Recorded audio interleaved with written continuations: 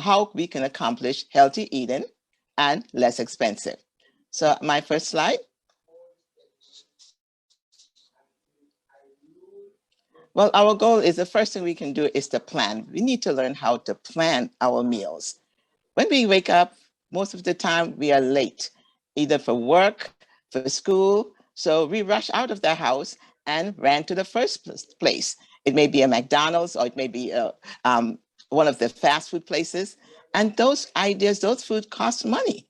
I was amazed to see one breakfast could go up to $8 and a lunch from McDonald's or one of. So let's plan ahead. How will we means that we need to know when to eat, what to eat, and how much to eat. When to eat, we always recommend, and the American Heart Association recommend, but eating every 4 to 5 hours of your waking time. So what time you get up, count about 3 to 4 hours after that, that's your next meal. Then what are you going to eat? What are we going to eat is based on your plate method. And that's the easiest way. Counting calories are good, but if you have your plate, half of your plate should be your fruits and vegetables, and the other quarter should be your meat and your protein and your carbohydrates. So that is healthy eating, simple as it may be. Now, how do we implement this into a formula that you can use consistently? One, I recommend that you start making a list. Look at what you have in your pantry. What do you have in your freezer? Now, when you look at what you have there, start thinking about planning some recipes or some menus for the week. I know this may take some time and people say, well, I don't have time, I'm busy to plan. But recipes and menus are very easy. When you look at your newspapers, they are always giving some recipes. And the idea is it's not very costly. So get some recipes for the week and make sure that these recipes, whatever you get, it doesn't have to be exactly every food item. People feel that, oh, they call for maybe one food item. I never have that in my pantry. But use what you have. Get similar ingredients with that. So make your list and stick with it. If you're going to the supermarket, the grocery stores, nowadays, because of COVID, people are purchasing food online and it is delivered right to your doorstep. It's good in one sense that when you do that, you don't go to the supermarket, you're not in contact with anybody, so you feel safer. The only issue with that is you're not really in the supermarket eyeballing your fruits, your vegetables. So what you get at home may not be always acceptable. When you look at the bag, there may be some tomatoes that might be too soft, or the bananas may be already, turned. So you have to be mindful of that. It is convenience. And also, it is not costly sometimes, because when you pay to deliver, when you go to the supermarket or the grocery store, you can purchase what you like with your list. Stick with that list. One of the things I recommend is do not go to the supermarket hungry. If you get there hungry, your choices and your decisions are not always what's on your list, because your blood sugar level might be a little bit different, starting to get a little low, and you may be immediately going towards more things that are quickly prepared instead of things that you have to really put some effort into preparing. So be mindful of that. Going to the supermarket or the grocery store, make sure you have something to eat. And then compare prices. All supermarkets may not be the same, but there are price comparisons. Look for coupons and get some of these store cards. If you go into, and I'm just saying Giants or Safeway or Shoppers, they all have, store cards. Look to see what's on sale. We don't need to cut coupons. I still do, but you may not need to cut coupons. They come digital. So you get some digital coupons. It eliminates standing online and looking for those coupons in your bag that you can't find that may have been expired. So get the digital coupons. They are pretty good. At the supermarket, because wash your hands, walk with your own sanitizers, because people handle all the foods in the produce area. They touch it, they look at it, they feel it, they squeeze it. So when you purchase those foods, make sure when you get home, you put it on a counter and you spray or you clean it or you wash it before you put it in your refrigerator. Buy in season. If strawberry is not in season, don't buy it at that time. The price is going to be higher. So buy it in season. Whatever is in season, it will be less expensive. I tell people to buy in bulk, but it's not always, meaningful. If you live alone or you're cooking for two and you buy in bulk, a lot of time people forget, and it's either on the counter or it's in the refrigerator and it goes bad. So that means you're spending more because you buy large quantities and you're not using it. If you buy large in bulk and you have to store it in your refrigerator, make sure you store it in a clean or clear container that you could see through it and you can label it. How many of you have things in your refrigerator, foods, at the end of the week? Oh my gosh, I forgot this. This was some leftovers from last week or 2 weeks ago. Or I bought extra tomatoes or extra apples and now it's gone bad and you have to throw it out. That is not easy on your wallet and that is not cost effective. So when you buy extra, learn what foods that you can freeze, cut it up and put it in your freezer. If your banana start looking kind of soft, peel it, put it in a Ziploc bag and freeze it. Most of us have, food savers now, so things can stay in your refrigerator much longer than you think. While you're in the supermarket, I always tell people to start with buying your dry food items. Do not get your meats and your frozen foods at the first go. Leave that for last, because these things can only stay out for about 2 hours. And if you purchase in foods that are cold or your milk or dairy products, make sure when you leave the supermarket, go straight home. Because if you're going to make a couple more stops, by the time you get home, those foods have been out of the refrigerator, especially in the summer, have been in your hot car for 2 to 3 hours, and that's where bacterial contamination starts. So make sure your purchase, what you bind, it should be the cold products should be picked up last, not on the first go. Okay? Be careful on if you're buying, look at the label and look at the expiration date of products. We think because, I'm going to buy it, it's less expensive. You see those quick sale buckets in the supermarket and they may say, oh my gosh, this is really half the price. And you pick up a bunch of those stuff.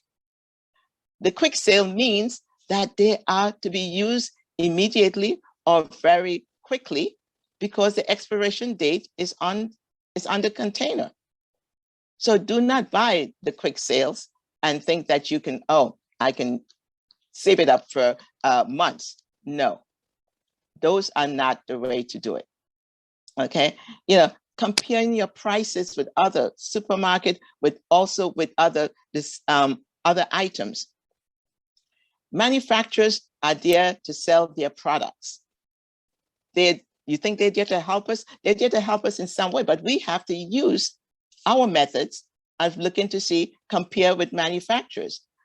Look at the unit prices of food items, because I realized just recently that usually our juices used to come in 64-ounce container. Now you may get it might be 30 or 40. The bottle looks the same, but the content of it is less. But we are paying for the same amount of price as if we are paying for 64 ounces. So be mindful of when we are shopping, what we are buying for. Look at the unit price. Look at compare. And when I say compare with other supermarkets, not because if you're at one supermarket and the product is on sale at another, and it's about 4 or 5 miles, is it worth the effort to go to save $2 or 50 cents? Be mindful of that. I laugh all the time because my mother saved coupons and she will say, this place have a sale, and she'll want me to drive about another 15 minutes because the other product has it at 50 cents less. That is not cost effective. So be mindful of that. When we are looking again, while we are shopping and looking at the labels, be cost effective, I am implying that watch at the contents, the sugar contents of your products, your sodium contents of your products, your fat contents of your products. Processed foods are more costly than fresh or whole foods. When food are processed, that means they are added other things to it. There's added sugar. Look at your labels for how much sugar is in a product. And you say, well, it's not too bad. But sugar is costly because the excess amount of sugar that we take in can increase our weight. And if our weight goes up, that increases our risk of certain diseases. We get obesity, type 2 diabetes, heart disease, because of the amount of excess sugars in our products. So please do not get products that says excess amount of added sugars. Women need at least 6 teaspoons of sugar for the day, men at least 9. Do you know one soda, regular soda, has 16 teaspoons of sugar? And that's where we spend a lot of our money, on these processed foods. So healthy eating is not expensive. It's when we go to the processed food and instant products, because we feel our time, we don't have the time, but in the long run, it costs us on our health. So we need to make sure and go back to knowing when to eat every 4 to 5 hours, looking at your plate and making sure half your plate is with your vegetables and fruit. The other half is your carbs and your protein. People feel carbohydrates are bad, but it's not. It's how much of it you eat. We do need a certain amount of carbohydrates at each meal. And that's your fourth of your plate. We do need protein at each meal, and that's the other fourth of your plate. Now, the protein foods, if you're going with the meats, could be very expensive, but we can use plant-based. We can use beans and peas and legumes, and they will give you the same amount of protein, less fat, and some fiber with it. I looked at a menu and at the dollar store or any place, and you can find some foods that are healthy in these areas. One way of getting a meal for a week is if you buy a rotisserie chicken, it's usually about $5. You buy a bag of potatoes for $2.99. You buy 3 or 4 packs of frozen vegetables, which is about $1. You have a meal there for a family of 4 for at least 2 or 3 times that week. You can cut up that chicken breast, take one of the breasts, and you can make a chicken salad with it and serve it at a different way. You can cut up the other part of the chicken, the dark meat, and add some canned beans to it. And that is also helpful. I got some advice from a friend about even hamburger meat or just plain hamburger patties. You can cut that up and add some beans to it with a baked potato or with some noodles. And that is cost effective. You're not spending $11 for one meal at one of those fast food places. You can get a meal for 3 or 4 in a family. And if you're by yourself, that will last for a whole week. Pack your foods for lunch. Freeze what you don't need. Don't just leave it in the refrigerator. Put it in the freezer. It will extend the shelf life of that food product. And also, fruits are excellent because they have all your vitamins and nutrients. But don't buy excessive amount. If you know that your bananas lasts about a week in your pantry, so freeze it. Apples, if it's on season, you can cut up the apples. You can buy a small amount of grapes. You can mix it together and make your own fruit cup. And also your salads. But make your own salad. It lasts longer. When you buy it already prepared, by the time you get home and you open the package, you'll see at the bottom of that salad that it is already wilted, or if you feel the lettuce or the greens, if it feels sticky or it looks brown, you know it is no good. It's time to get rid of it. Be also mindful of when you look at your labels. One of the biggest things is that manufacturers try to get us to buy their products and make it sound healthy. So they'll say, oh, this is 7 grains bread or 6 grain bread, or it's almost, this product has more healthy products or whole grains than other products. The best thing to get is 100% whole grain or 100% whole wheat. All those other products, that is a little bit of some healthy grains, or it may say we strive to giving you the healthier products, it may not have 100% of what you need. I look at I think it was 7 grain bread or something like that. And by the time you put it, the 7 grains are at the top of the bread.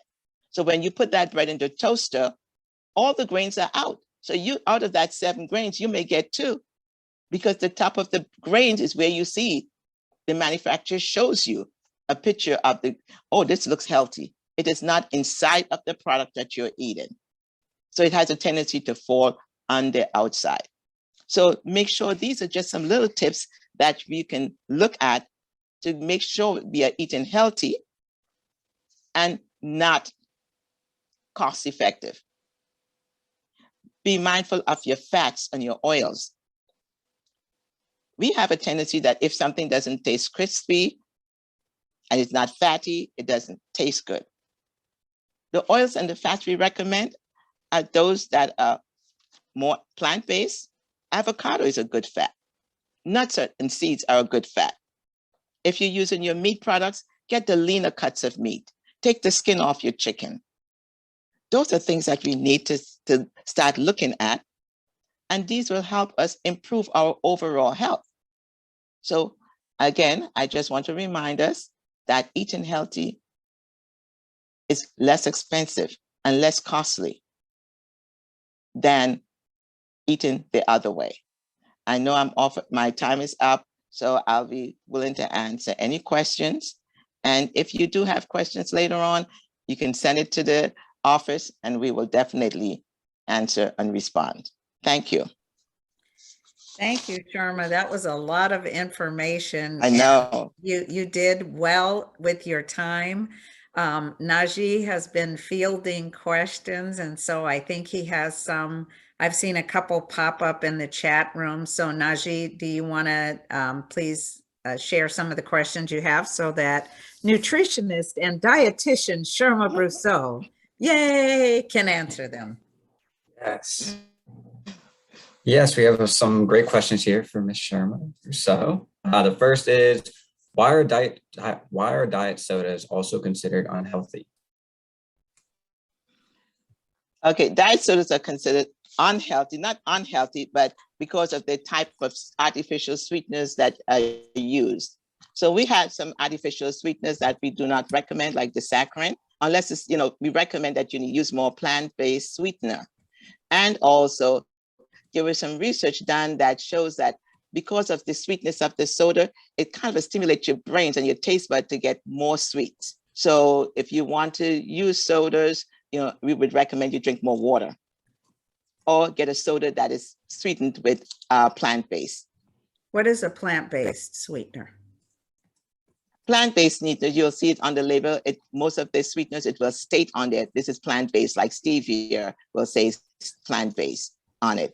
So when you look at this, if you're purchasing any product that has artificial sweeteners, look at the label to see what type of sweetener is used on that product. And if it should say plant-based, it would say artificial sweetener, but it would say plant-based sweeteners used. Or sometimes it may say fruit sugars is used. So be mindful, if it says fruit sugars, that means that there will be extra calories in there. Regular artificial sweetness has 0 calories. Fructose or fruit sugars will have, even though it's natural, it will have extra calories. So you'll have to be mindful of that. That is a great answer, and I think a great segue to the next question, which is, when looking at a label, how do you know how much sodium is too much? Excellent. Well, the recommended sodium intake for the day is around 2,000, 2,300, according to the American Dietary Guidelines recommendations. However, when we're looking at that base, we would say for each meal, you don't want to go over like 800 milligrams of sodium. So if you pick up a product that has 800 milligrams of sodium, that is too high. For example, if you look at what are those little packages of noodles, oodles and noodles? Oodles and noodles has 1,200 milligrams of sodium. And that's supposed to be 2 servings in a package. Who eat half a pack of oodles and noodles? Nobody. We send our kids for snack or for meal, a package of oodles and noodles, we add the water to it. It's just carbohydrate, 48 grams of carbs, and 1,200 or more milligrams of sodium. And that's half your sodium for the day. So be mindful of that. I would say for a good snack, if your blood pressure is high, keep that snack less than 140 milligrams of sodium. Great advice for both snacks and meals. And I think that's a great way to go into what is the advantage of buying organic and paying more per unit? Or is this just a marketing strategy to convince buyers they're supposedly eating healthier? That question usually comes up a lot of time, organic or non-organic. Now, the recommendation is that when you see a product says organic, you need to find out where did this organic product comes from. Did it meet the FDA requirements and so forth? Some products, I would say, if you want to go organic, especially with fruits, if you're going to take the skin off, then you can buy regular bananas. You don't have to buy organic bananas. Although people swear that, oh, the organic bananas last much longer. I don't know about it. I tried it. To me, it's the same and it tastes better. But yes, organic is the pesticides that is used in the soil for that product. Does it affect the nutrient contents? Not really, because we've been eating the same potatoes, the same rice from the same soil, and we have not had any excessive side effects. Our portions is the problem. So if you cut back on the portion sizes, you'll be getting enough of what you should get, and you'll be getting your nutrients. Organic is part of that, of course, is part of a manufacturer's strategies, but look at what are you buying organic. If it's something like strawberries, I would say if you want to buy organic strawberries because you put the whole fruit in your mouth, that may be because of your choice. Same thing with tomatoes. But is it necessary? No. Take your tomatoes, take your fruits, wash it when you get home. If you feel really compelled, you can put some vinegar in the water and you can shake it around, and that will also help to take care of that. Sure. Thank you. I've heard to drink 8 cups of water per day. Is this correct? Yes, at least 64 ounces of fluid is good. And, and that will work because 90% of your body is fluid. That's how your blood flow. So dehydration comes from not drinking enough fluid, and that can cause a whole host of problems, health challenges if you're dehydrated, because the blood that has all your nutrients cannot flow to your major organs. So those organs begin to shut down. So you need to make sure that you get enough fluid. And I'm talking about water and not sodas or punch or Kool-Aids in there. You can, and coffee, if you're drinking your coffee without the without the regular sugar, that is okay too, as part of fluids. Some fruits has extra fluids in it, like watermelon. You can get some fluid from it, but it's not measuring up to your 64 ounces. Drink it more than you eat it. I'm going to quote that one from you, Ms. Sherman. A high carb diet seems less expensive. What if I'm trying a keto diet? Okay, the high carb diet is not as expensive as a keto diet because you're using more fat. Your body uses needed carbohydrates to give you energy, give you your B complex vitamins, and also your fiber.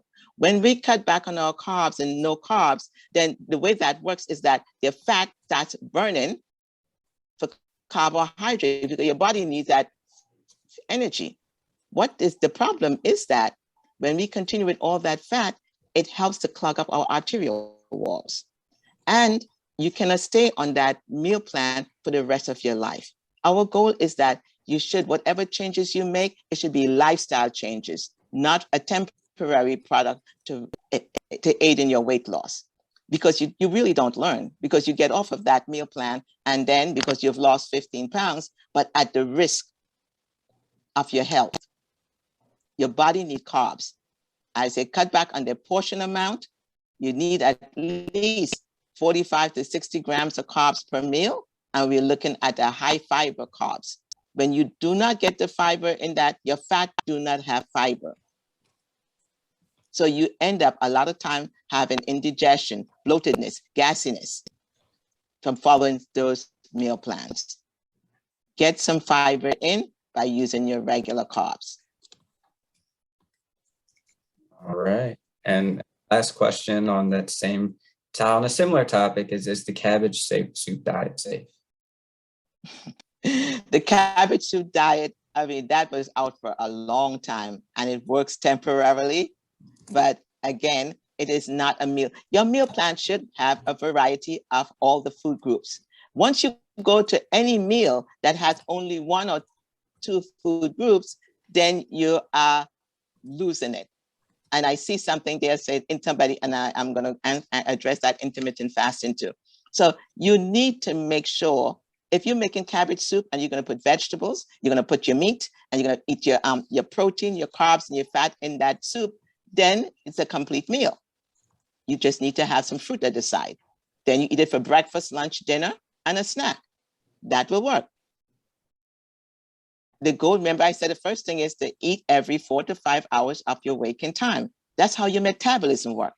When we don't eat and we go on, and this is going into that segue, when we don't eat for 10 to 12 hours, like intermittent fasting, then your body goes into a resting metabolic state. When you go to bed at night, your body goes to sleep. When you wake up in the morning, your gut is empty. So it starts stimulating hydrochloric acids for the foods to come in. So if there's no food coming in, that acid stays there and it interferes with the mucosal lining of your stomach. So you end up getting a lot of gas.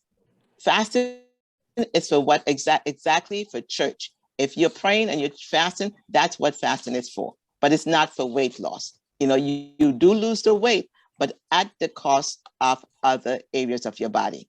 So I would recommend that, you know, people feel that, oh, well, intermittent fasting helps to control my blood, my diabetes. That's a temporary fix. We need lifestyle changes, not something to fix it this week or 2 weeks, and then the next week we go back to our old way, or we can't keep up with it. Learn to eat the right way. 3 meals a day, breakfast, lunch, and dinner, and your snack. Keep your protein, carbs, and fat in there, get your fluid in, and of course your exercise. And it will be less costly. When we go into all these different diets and meal plans, that's where we're spending more money. It's not cost effective because our health goes at risk and we spend more money going to buy antacids and going to the store or getting these things and then going to the doctor. Sharma, there's a couple of more questions. I'm going to let Naji ask you just these last two, and then we're going to get ready to move to the next segment of our program. But you all can keep putting questions in the chat because we're going to have time later to answer some more. So Naji, I think you have a couple more. The first one, Ms. Sharma, if you were to just go over really quick kind of how you broke down the high carb diet and the keto diet in regard to, is the keto diet safe? Okay, high carbs or carbohydrate. Well, first, and to eliminate that, I will tell you what is better. Your body needs to have a certain amount of carbohydrates at each meal. And the recommendation from research base is that for women need at least 40 to 60 grams of carbs per meal. Now, one serving of carbohydrate is 15 grams, which is like having a slice of bread or having a half a cup of rice or potatoes. So you need to have these breakdown at each meal so your body can function efficiently. When we remove that and we go with the fat intake, just increasing the fat, just having, let's say you're gonna have bacon and for breakfast, bacon and eggs for breakfast, which is a high fat, your body has no carbs. So the body has to utilize the fat to give you the energy. Your brain needs energy, needs fluids, needs glucose. You'll find that some of these people, when they start these diets, they forget things. They don't remember. And they has less energy. So the risk is your health risk when you go into all keto and all high carbs.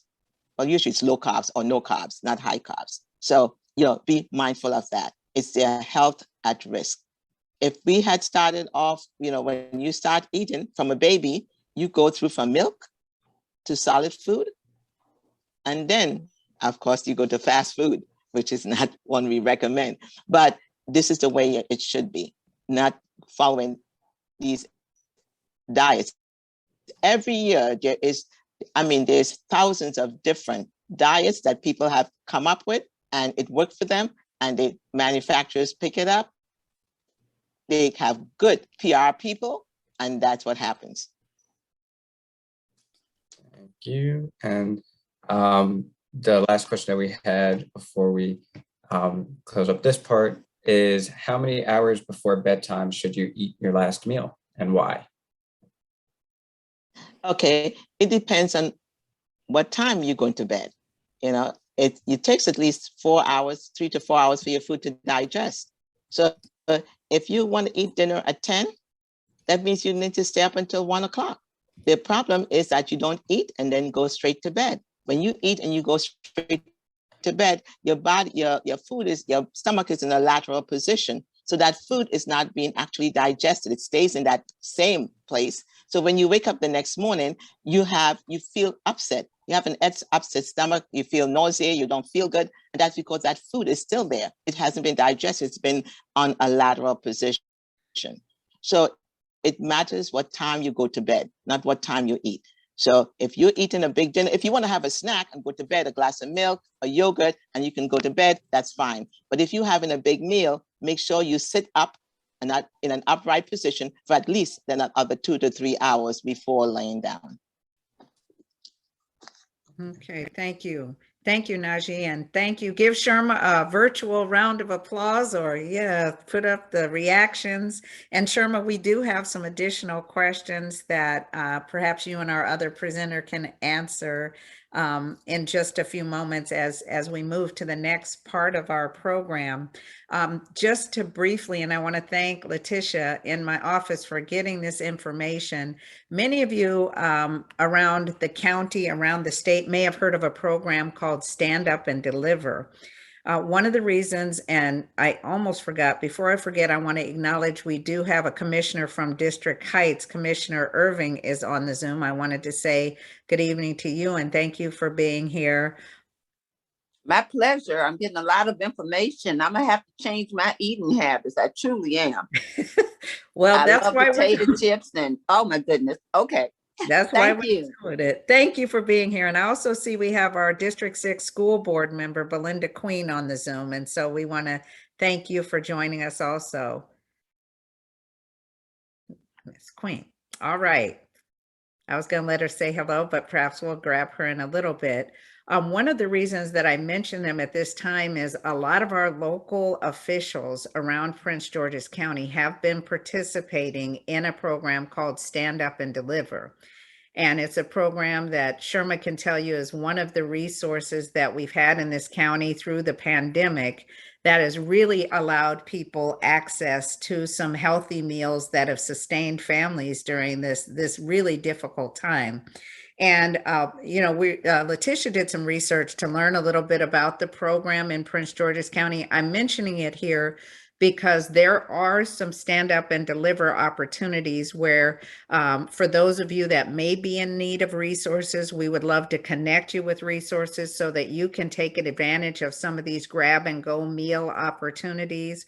Or if you have family members or friends who you know are in need of food resources, a part of our presentation tonight, Healthy Eating on a Budget, means connecting people with resources. That's what our office desires to do. Just to give you a sense of the county's investment in this program, since to date, the county has, through this program, given out over 362,000 boxes of groceries. 8.3 million pounds of food have been distributed in 3.7 million meals. We've served over 3,000 first responders, 5,000 children's meal cards, and there have been over 520 distributions. And so what you'll see on the screen are some distributions. If you have not registered on Prince George's County Government's webpage, I recommend that you do that. Also recommend that you register with your local county council member's office. Each of them have newsletters, and they are a couple of times a month putting out schedules for stand up and deliver opportunities for grab and go groceries and meals. Also, nonprofit organizations, faith-based organizations are stand up and deliver sites. In our district, Delegate Barnes, Delegate Davis, Delegate Charles, and I have hosted some food distributions. And so if you're interested in learning more about upcoming grab and go meal or grocery opportunities, please send us an email, and we'll put the email address to our office in the chat room so that we can share with you opportunities to grab and go groceries or meals as those distributions are scheduled. I know we have one coming up this Saturday in Forestville. I'll try to get the information before we end this Zoom, but certainly, like I said, if you or someone you know is in need of groceries or meals, please reach out to us. We'd love to connect you. One of the reasons that the county is able to distribute the meals is because of our partnership with the federal government, who provided resources to the state and local governments to help underwrite these kind of programs. The other reason that we're able to do it is because of a phenomenal partner we have in Prince George's County, and that is the Capital Area Food Bank. The Capital Area Food Bank has done a phenomenal job of partnering with local nonprofits, faith-based organizations, and county government in allowing donated resources to reach individuals who most need them. And we're so fortunate to have their nutrition educator here with us this evening. And so I'm pleased to be turning the program over to Eliza, who is with the Capital Area Food Bank. She's a nutrition education coordinator whose goal is to increase the consumption of nutritious food to achieve successful health outcomes. She does this through workshops, cooking demonstrations, gardening programs, and raising awareness about food insecurities. This evening, Eliza will be showing us how to prepare a delicious West African sweet potato stew, perfect for fall weather. So without further ado, Eliza, you have the Zoom room. Hello, everyone. Welcome. I'm so excited to be here. I wish it was more fall when I planned this, I assumed, but apparently today was 80 degrees out. I'm going to post in the chat now the recipe. So if any of you want to take a look at that and follow along, please feel free to. Close this, and I'm going to share my screen. I have a fancy camera close up so you can really see. There we go. So you can see, watch me do everything. This is new technology, so please bear with me.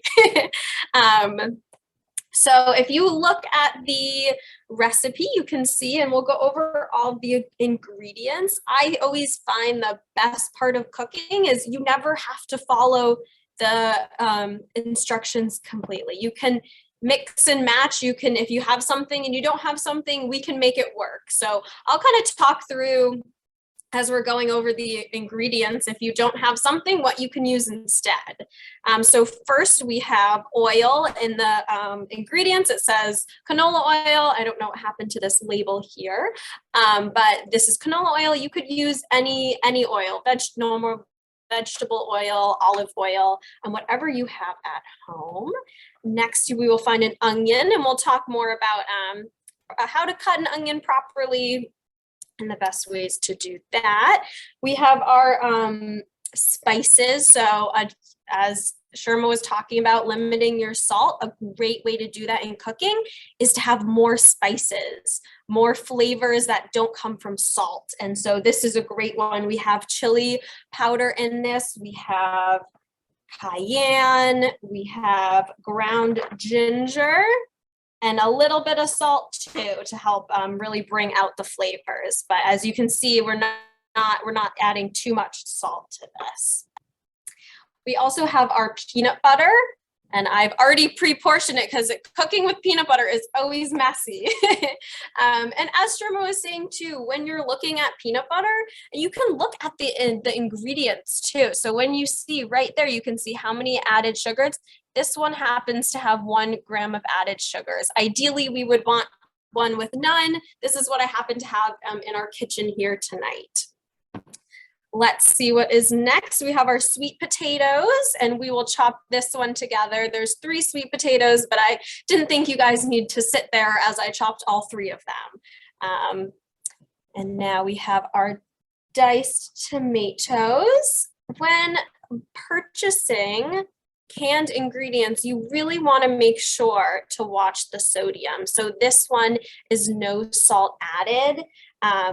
In the instructions, it says to do 1 28 ounce can, but I only had smaller cans, so we're going to use 2.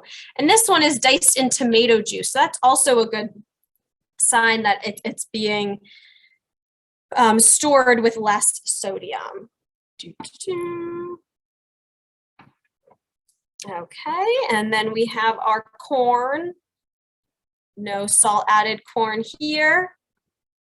And our black beans. You do not need to use black beans. You could use kidney beans, whatever, chickpeas, whatever you happen to have in your pantry. It is not necessary to use black beans. Okay, so we will start by preparing an onion. Please bear with me if my eyes are always so sensitive. So when you're cutting, you really want to make sure that the knife is an extension of your hand. So you really want it, you go tip to heel when you're cutting. So this is the motion that you want to go through when you're using your knife. And that just, it makes it easier instead of, it gets all the good angles to go through. So in this hand, you want to make a claw. I already injured myself, but you want to make a claw. So when you're cutting, you want to be like this. And we make the claw mainly so we don't cut our fingers, so we can also, it's easier to grip something. If you're cutting smaller pieces, you can use that claw to grip. So this is really the proper way to slice. And let's start with the onion. So the best way to cut an onion is if you cut it in half, and you always want to lay it on a flat surface so you're not, trying to move it around and cut with it like that. Let me cut this tip up. We have a lovely compost here at the food bank. So I have a pile started there. I'm going to add that too. And when you're dicing, I'm going to show you, I'm going to dice one and slice one because the instructions say to slice, but I want to show you guys a great way to dice. So when you're dicing, you want to cut, but you don't want to cut all the way through. So you kind of want to leave this ring around here. So here. Cut that one too close. And that keeps it all together, because I'm sure you, as I have, whenever you're cutting onions, you're trying to put them all together to dice them the other way. And then you can cut them this way. It comes out in perfect diced pieces. Would you look at that? And the little ends I'm going to put in the compost again. So we got one diced onion, and then we're going to slice this one because that is what is said to do. I need to slice it like this.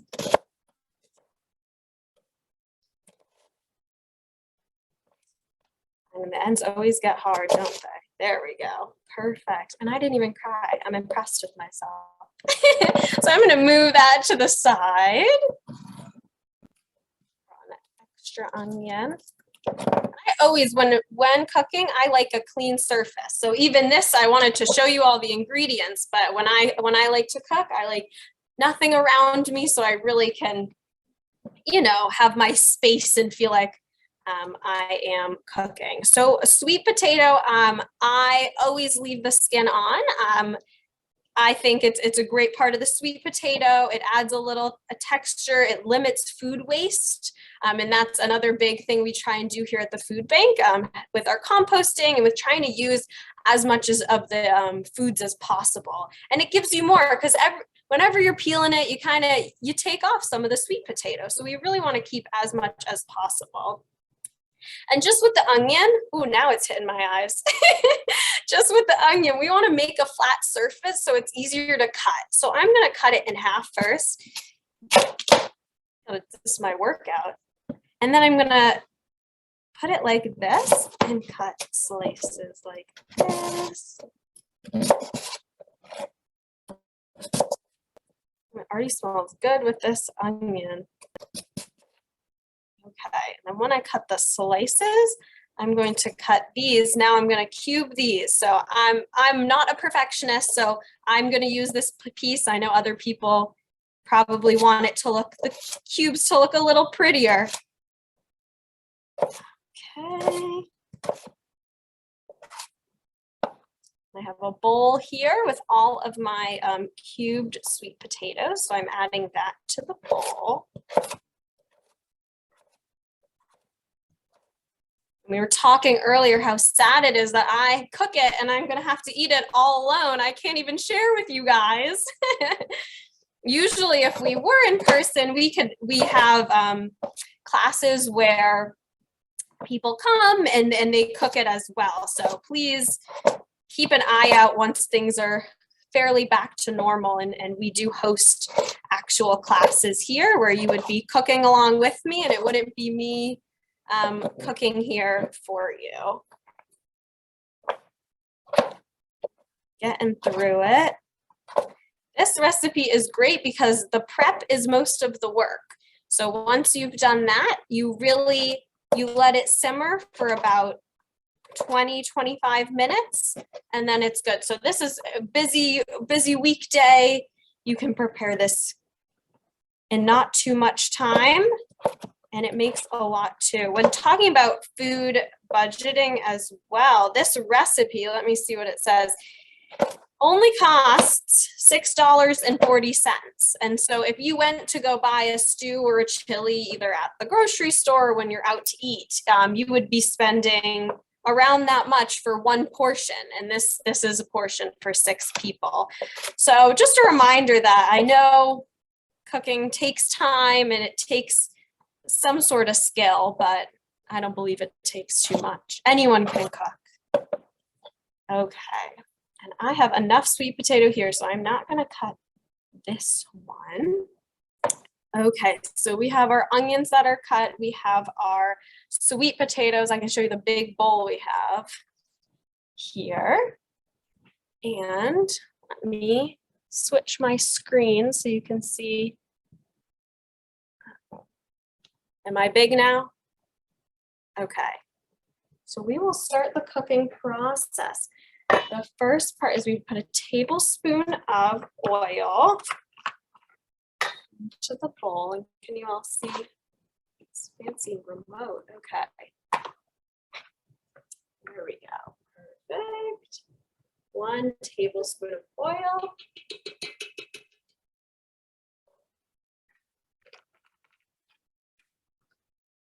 We're going to add our onions. Light this.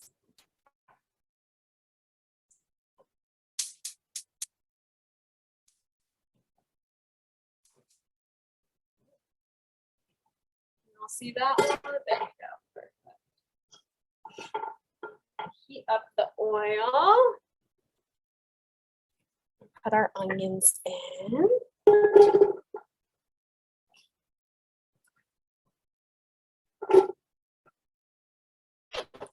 We're going to let those cook for a little bit.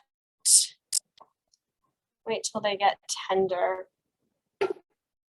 And while we're waiting, this is one of those recipes that you could add anything you wanted to in. Is there anyone who has any suggestions? You could type in the chat or unmute yourself of something else that you have in your fridge now that you would like to, you would add to this. You think it would taste good?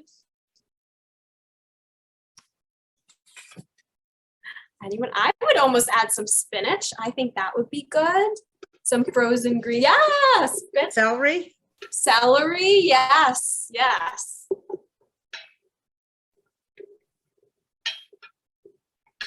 Yeah, it's like, it's how I feel about cooking. You can add, I open up my fridge and I say, what do I have in here? And what can I do with it? And I think the best part is we can look it up. So sometimes I'll see, oh, I have sweet potatoes and I have, green peppers. Yeah, that would be really good.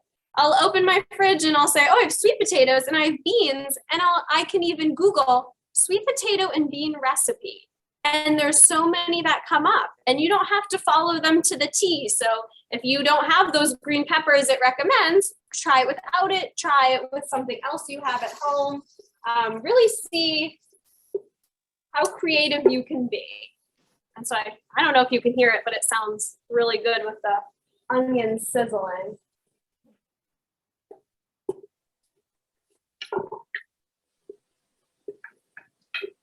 Perfect.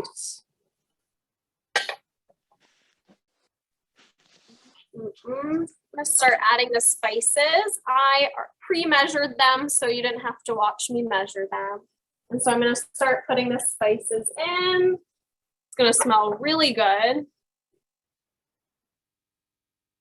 Usually when I'm cooking at the food bank, if it's during the day, all my coworkers, they smell the onions and they pop their head in. They want to know what's going on, but I'm gonna have to eat it all myself tonight.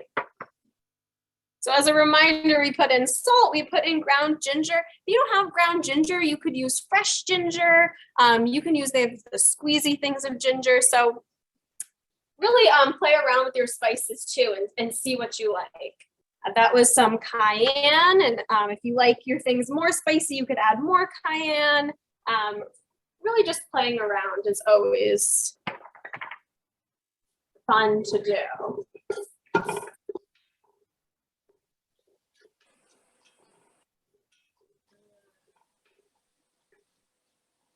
Yum, yum. I'm adding a splash more oil as it's starting to stick to the pan.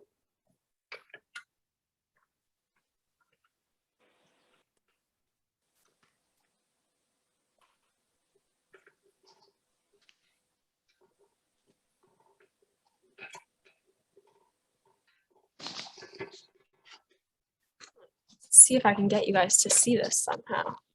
Use my new fancy technology. Let's go over it. I'm gonna go over and look at it. Bring you with me on this camera. Okay. This is how we're doing so far. We're stirring it up.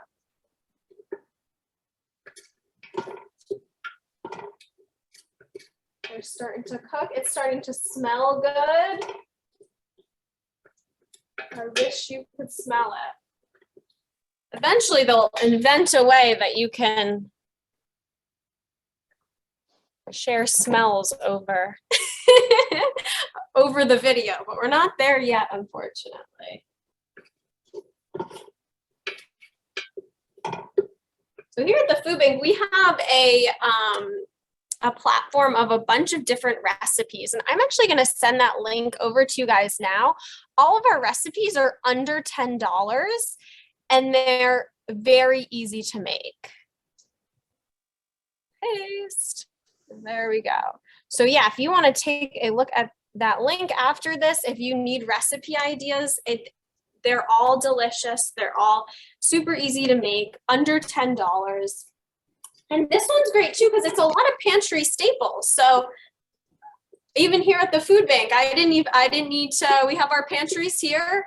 The only things I had to buy were the onions and the sweet potatoes, but everything else, we got the canned tomatoes, the canned beans, the corn, the peanut butter, things that most people have in their pantry. Okay, these are looking good. So we're gonna slowly add everything else in.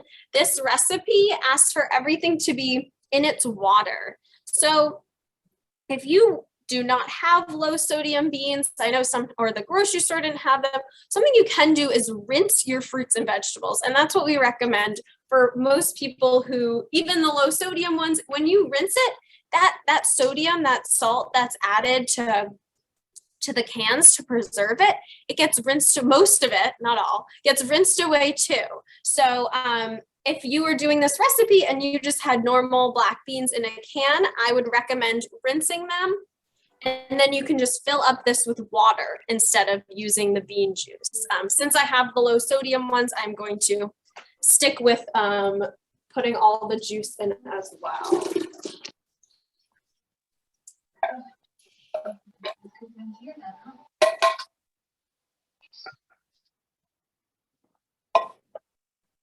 Put in my tomatoes. The corn is the same. I would recommend if you know that it has sodium, a high sodium content, or if it's not, no salt added, to also rinse that and then just fill this up with water and pour it in. And this is also great because we're not using any broth. So no vegetable broth, no chicken broth, because that has a lot of sodium in it usually. And so that's why we're using the juice. That'll give us that liquid we need in order to make the stew a stew. Okay. Get the peanut butter out of here. Yes, I think that you're right. Thank you. Peanut butter is always the messy one. I'll put in all my, I almost licked my hand. I forgot I was being. And then we'll put all the sweet potatoes in. Woo! Those were big sweet potatoes I cut.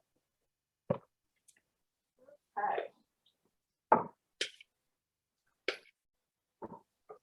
I'm gonna stir this up, especially with the peanut butter. We want to make sure we stir it so the peanut butter can melt and really be equally distributed throughout the stew.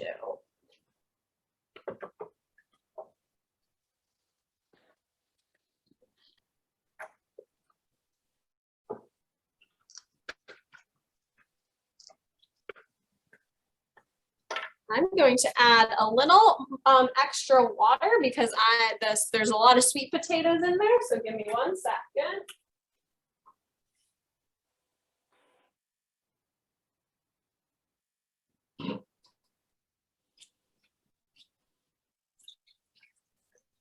There we go.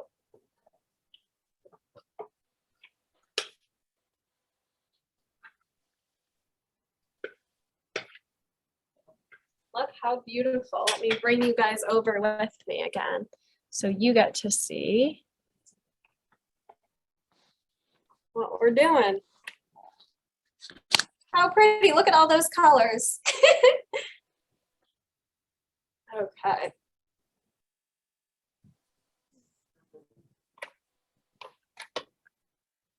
So now we're going to put it to a boil and then we're going to reduce heat and cover. So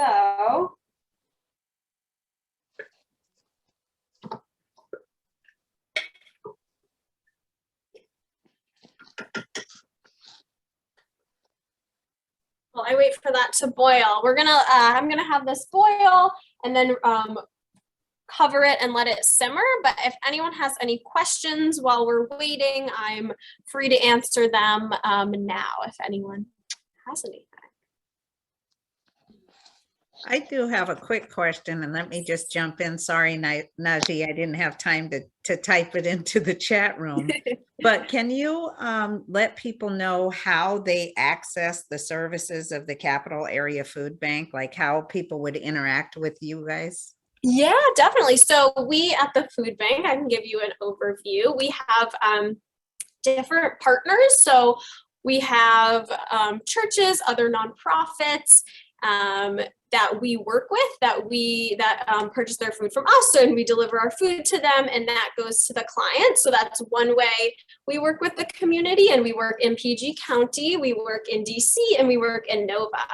And another way is we have our direct distribution program. So those are ones that we go directly to the clients. So that is where we would go to, we have family markets at some schools, we have different community markets. And so there's a variety of different programs there that we use to make sure that we are getting our food out there. Here on the nutrition education team, we work hand in hand. So we all work together. So say you're at a market and they have turnips, but you've never seen a turnip or used a turnip before. That's where we come in handy with the nutrition education team, because we can provide recipes, we can provide, we have these produce guys that just tell you, this is a turnip, this is how you cut it, this is how you can use it. And just so we know all the food is being utilized, because for food, we do not want food waste. That's not one of our big things. And we also want to make sure people are eating the food that they're being provided.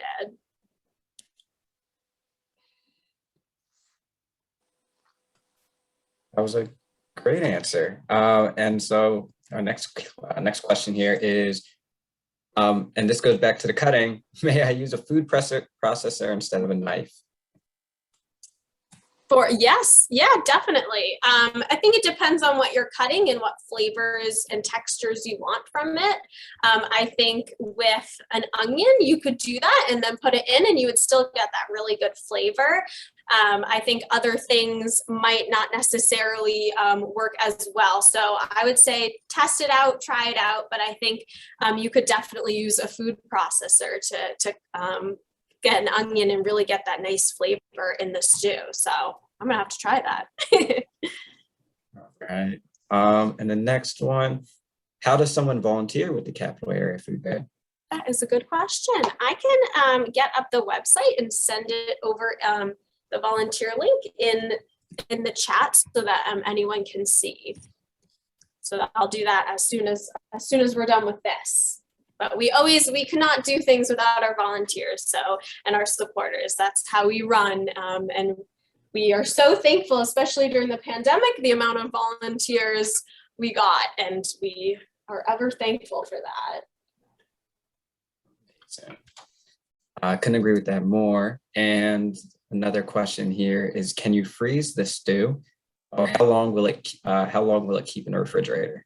Great question. That was going to be my talking point at the very end. Yes, freeze it. I highly recommend if you make something, stews and soups are really great to freeze too. I would say 3 to 4 months, they'll be fine in the freezer.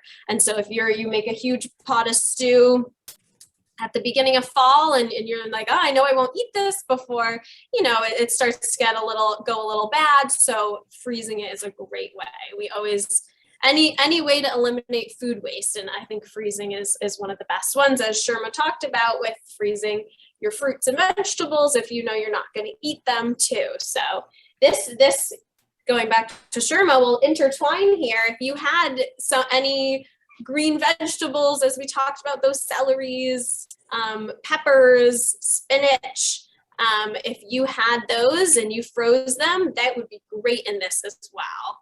And frozen vegetables are always good in stews and soups. Awesome. And can you use other nut butters? Yes, definitely can. You can use almond butter. You could use sunflower. What's it called? Sunflower seed butter? No. What is the sunflower one called? Sunflower seed butter. Yes? Okay. Sure was giving me a nod. Oh, yes, Patricia, I see you down there. Yes, butternut squash would be great in this. Ooh, that would be a one, especially with fall and the butternut squash is coming. Very nice. And I would like to add to that, using sweet potato is very high in your vitamins and minerals. It helps with your vision. It has beta-carotenoid in it, and it helps with your immune system. So this meal plan here, you got protein and you get your carbohydrates, and it's very low in calorie. It helps to build up your immune system. So this is a one-pot meal, I would call it.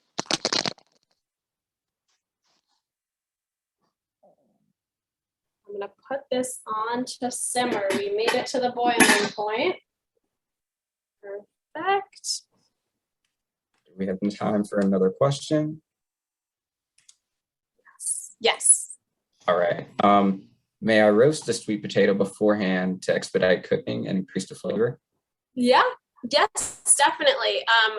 I've done that in the past with similar dishes. I know the ones that we do put out for the food bank, we try and do them as one pot as possible. But if you have the ability to and the time to definitely roast the sweet potatoes first, you could just throw them in with everything else, and it would just need to be heated up. So that is a benefit. You can definitely roast the sweet potatoes.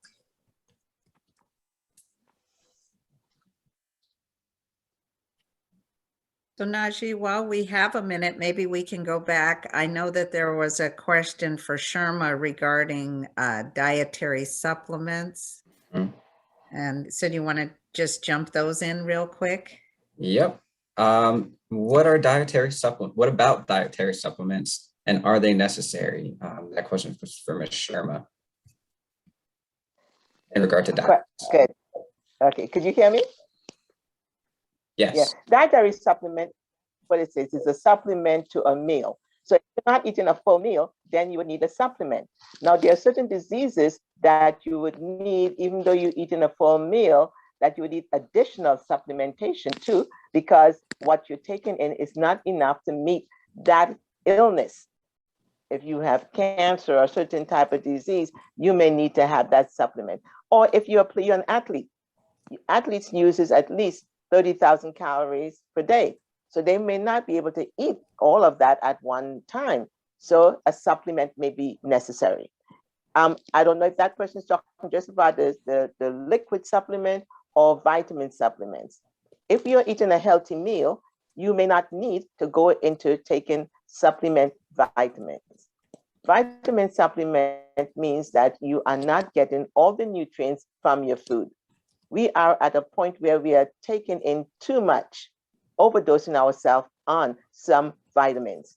You know, if you are buying mega doses of any of these B complex or calcium especially, you only need at least like 2,000 milligrams of calcium for the day. But when you take 10,000 milligrams, what does that do to your body? It goes through the toilets because they are water soluble vitamins. So they go through your system and you have the healthiest pee in the world because it goes to your toilet. The body is not storing all these excess. Just like we drink vitamin water. It's okay if you drink the vitamin water, but if you're drinking vitamin water and also taking supplements with it, then we are overdosing on all these supplements that your body is not utilizing. It has to get rid of it. So it goes out into your toilet. So be careful. Supplements mean it's a supplement to your meal. If you can't have a full meal at that meal and you want to buy one of those milkshakes or that is a milkshake, or you want to make your own smoothie, that is fine because that is going to be a meal replacement. So you have to be conscious. Is it going to replace a meal or is it supplementing to the meal? Because I just had a couple crackers. I need to have some protein added to that. So that's my answer. That's a great answer. And I want to ask this on top of that. Is the drinking of ketones safe? No, ketones means, and people that ketones means when your body breaks down fat, it's the process of it is called ketones. When your body has not enough carbs, you go into ketosis. For diabetic, that's how we diagnose usually juvenile onset diabetes. People lose excessive amount of weight real quickly. So you test for ketones. And that's where you can test it. People are taking it now to say they're going to burn their fat. But so it is dangerous to your body. If you lose excessive amount of weight, that's what happens. You'll see the ketones. You can measure it. There's the same way you take your blood sugar level, you can check for your ketone levels. And that's how you know that you're burning fat or you're burning calories. But is it safe? How do we know? When we have kids who are diabetics, that's what happens when you go into diabetic coma sometimes. Your body starts burning ketones because you have no food. You're starving yourself of the carbs. Thank you for that. And back to supplements, I'll try a little pick me up. How about Atkins protein shakes?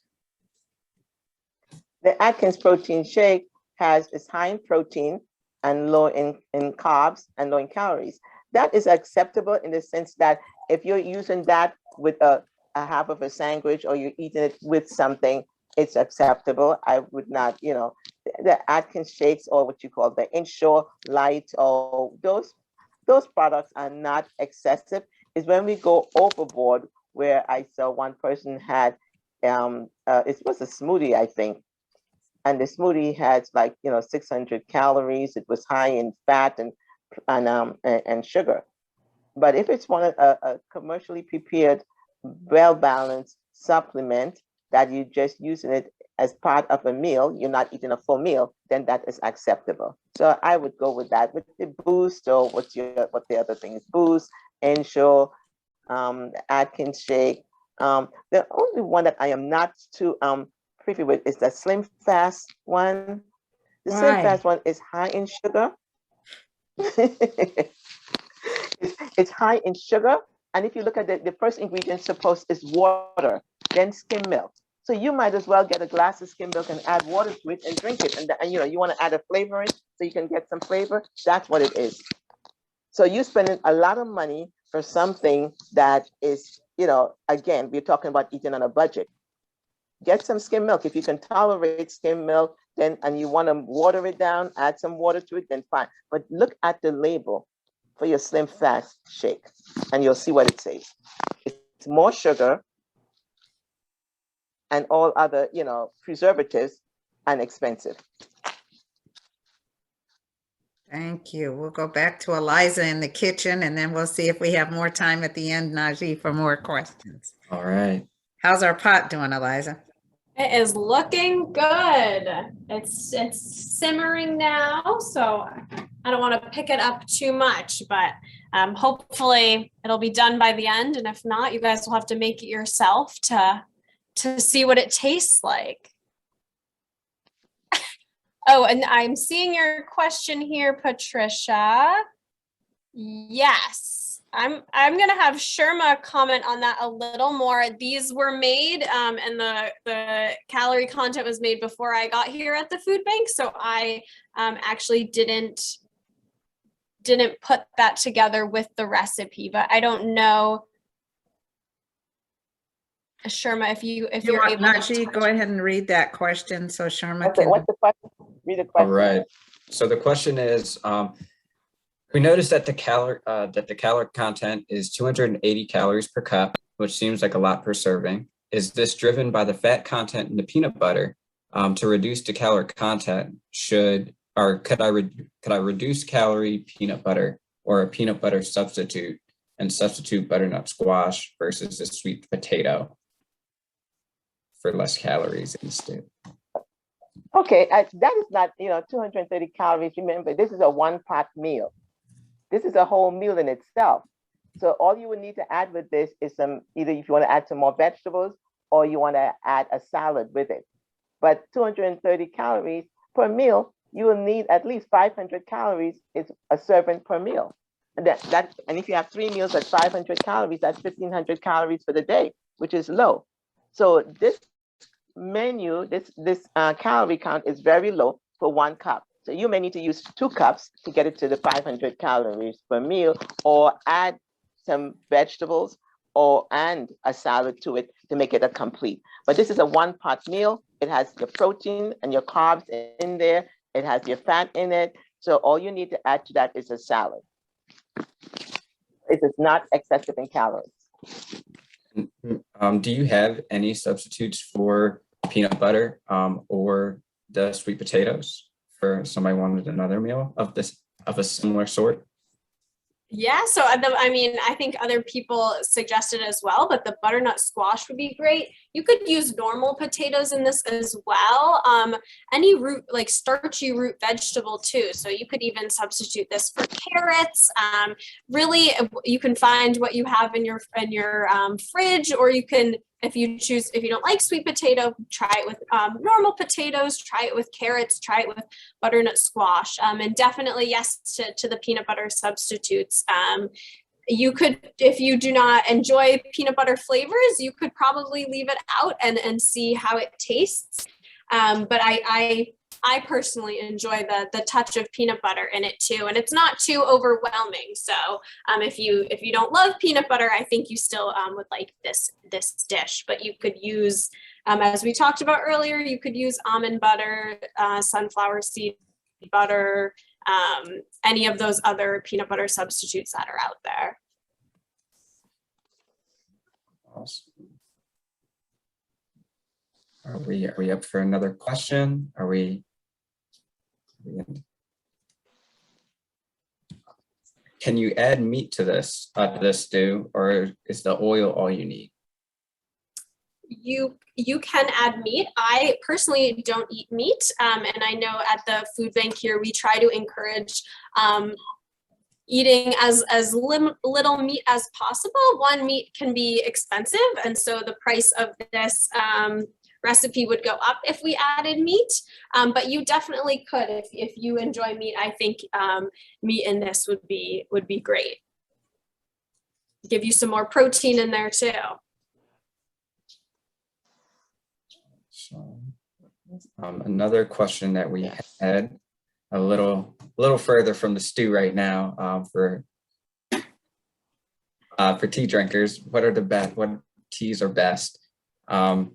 We drink a lot of green teas and a lot of chamomile teas, sleepy time teas. Are those good, or are there better ones? That's Eliza, Ms. Sherma, floor is ours. Okay. Teas are excellent. It's what you put in it, because they're high in the antioxidants, and so some may have what you talk about. Some have caffeine in there, but it is a very soothing. It helps with the brain function. It's just that we add too much sugar to it. So if you're drinking it just like that, it's excellent. It helps with your relaxation, and it gives you really put you in a good mood. So I think teas are fine. It could be part of your fluid replacement.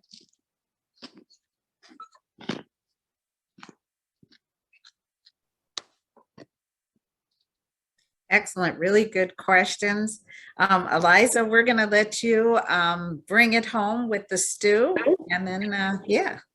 Yeah, so hopefully I will check. You always, to the end, you want to make sure that the sweet potatoes are tender, unless you roast them before, like someone suggested. So I'm gonna check and see. And it looks like they are ready to go. So I'm gonna serve it in a bowl for you guys so you can see how it'll look, and then we'll be done. Give me 1 second.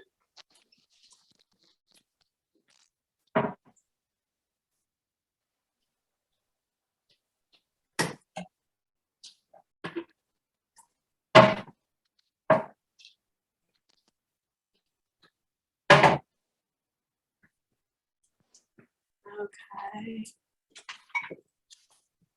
My ladle out.